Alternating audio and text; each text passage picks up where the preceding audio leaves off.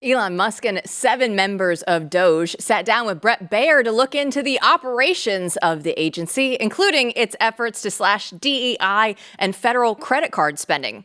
As of March 27th, the agency has reportedly saved Americans $130 billion. So here to break it all down for us is Roger Kimball. He's the editor of New Criterion. So Roger, when we look at this was a great interview and we really got a lot of information on Doge. So what was your takeaway from this briefing? Well, my primary takeaway was one of unrelieved gratitude. Here are, a half a dozen, 10 people who have many other things to do in life. They are very accomplished men who have devoted themselves selflessly to, actually, it's not too strong to say, to saving the country. I think Elon Musk is absolutely right that we are teetering on the brink of bankruptcy. We have a $37 trillion federal debt. We add $2 trillion a year to that debt, and it is unsustainable. The economist Ben Stein, I think it was, said that what can't go on forever won't. And this cannot go on forever. We are so lucky to have encountered Elon Musk at just this moment when Donald Trump is devoting himself to making America great again. And Elon Musk is providing some very important, what would you call it? I guess technical expertise about how to do that. He is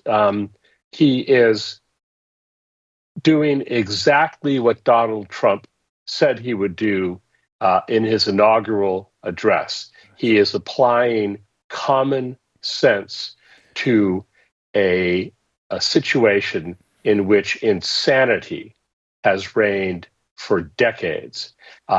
I think I was just incredibly impressed. I was impressed by Bret Baier, too. I have to say, he did a terrific job of eliciting what each of those individuals was contributing. And he did a terrific job of this is maybe the hardest thing for an interviewer to do, of allowing them to speak for themselves and lay out exactly what they were doing. We are at a hinge in our history now. This is an existential moment where we have an opportunity, a once in a lifetime opportunity to take the country back. It involves many different strands of concern, but one major one is financial. There are other things like the DEI, what we used to call political correctness, which has been allowed to triumph and reduce all actions in our government to be subordinated to a politicized agenda that puts forward racial and sexual themes that have no place in our government. And so I don't tend to be optimistic. I think of optimism as the fault of Pangloss and Voltaire's Candide. But I have to say I am very chuffed by what is going on, both from the White House, but throughout the government, really. Trump's entire cabinet and this sub-cabinet position of DOGE, the Department for Government Efficiency, has really earned the gratitude of the American people. And I thought it was just a terrific interview. And I urge your viewers, if they haven't seen it, to take the 20 or 30 minutes that it would take to watch that, because Elon Musk has taken an unbelievable amount of abuse, and to watch that interview is to understand what he is really trying to do for the country. So I think we should begin with a note of profound gratitude for what these gentlemen are doing.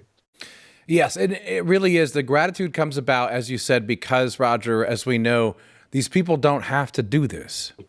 And absolutely, and that's where I agree with you. I love the fact we just brought up Candide and Voltaire, but it is true that I am not an optimist either, and I know you're not an optimist. Working with you for years, you're much more of looking at the whole cold heart of reality, but not without a sense of grace.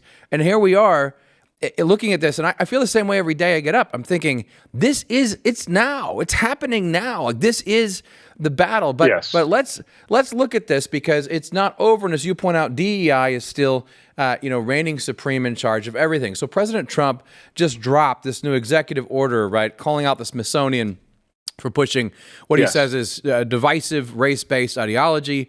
He's pulling the plug on federal funding for those kinds of exhibits. This is something that we all care very deeply about.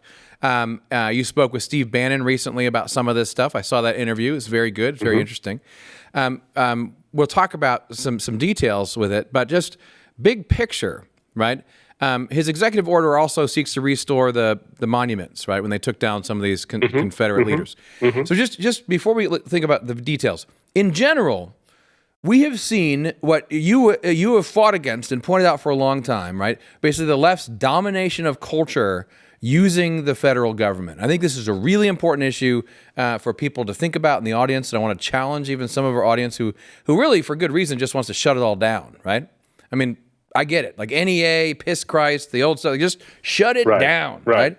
But there's a case here to be made to take the National Endowment for the Arts, National Endowment for the Humanities, Librarian of Congress, a handful of other things, and really do something good with them and actually increase the cultural cachet of what's truly good, true, and beautiful.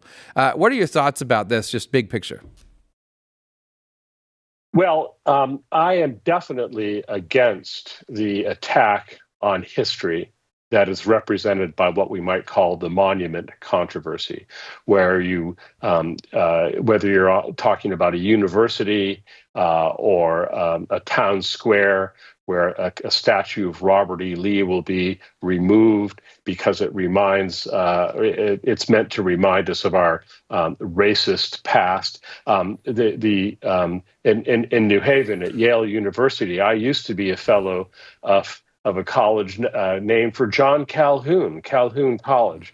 Well, they renamed that college not so long ago because John Calhoun, although he was a member of the House, a senator, Secretary of War, and Vice President of the United States, although he was valedictorian of Yale, widely regarded as one of the greatest orators of his time, up there with Webster and so on, he had ideas that we do not approve of today. So he has to be erased from history.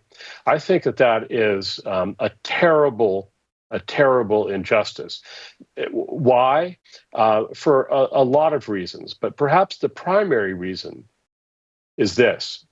If we can no longer affirm who we have been, we also can no longer affirm who we are now and what we aspire to in the future. We have to be able to say yes to who we are and who we have been. That's not to say that we necessarily have to approve of everything we have done in the past as a country, but it is to say that our history is part of who we are. So I am adamantly opposed to this attack on the past for the passing fancies of our own points of view today. The attitude seems to be that we today occupy a kind of pinnacle of enlightenment and moral sensibility, and everyone in the past doesn't quite measure up to that. But that is such a naive and superficial view of reality that it would hardly be worth talking about, except it is being promulgated by some of the most elite and privileged institutions in our society, like Yale University. And it's not just those people who owned slaves or approved of slavery, as many of the founding members of Yale College did. It's also any number of issues that one might seize upon that don't quite pass muster with our politically correct viewpoints today. So, for example, they chiseled off from Sterling Library at Yale a little bas relief that showed an Indian and a pilgrim with a musket. Why did they chisel it off? Well, because this fellow had a musket, and we're against guns and we're against violence. So this work of art had to be chiseled off of the library. I don't know whether they saved it or just destroyed it. It's a little unclear. But that attitude of intolerance and censorship is a powerful toxin, and it's something that I think we have to resist at all costs. And it's not going away. It seems to be rampant in Europe now. I'm glad that it's to bring in Elon Musk again. I'm glad that he acquired Twitter and did so much to restore free speech and battle against government censorship at that important institution. Now, you ask about institutions like the national endowments. Personally, I would be in favor of zeroing them out. Why? Because they have become playpens for the left. And I've been quite close to both of those institutions over the years and have seen many attempts to restore them, or not even restore them, but to turn them into a beneficent cultural force. They've always failed. Why? Largely because they are staffed by people who do not want to do the right thing, but rather want to use these institutions as political weapons. So I understand your impulse, Matt, to say, well, rather than end them, let's mend them. But my experience is that it can't be done. And moreover, I think that it's very important. It's very important right now. We have this opportunity for the next several months, maybe 2 years, probably not longer than that, to take back America. And one of the first things we need to do, and I think it's an impulse that Donald Trump shares, is we need to have some casualties. So I was very pleased when he basically destroyed USAID.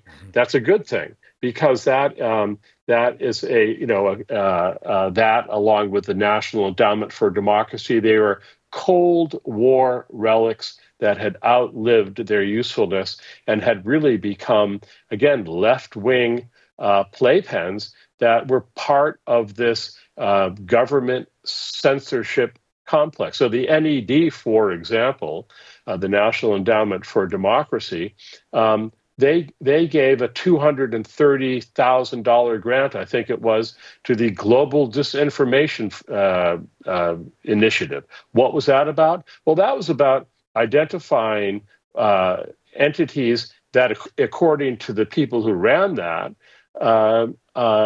were engaged in wrong think, as George Orwell put it. Wrong think. They had the wrong ideas about COVID, the wrong ideas about, populism, the wrong ideas about Donald Trump.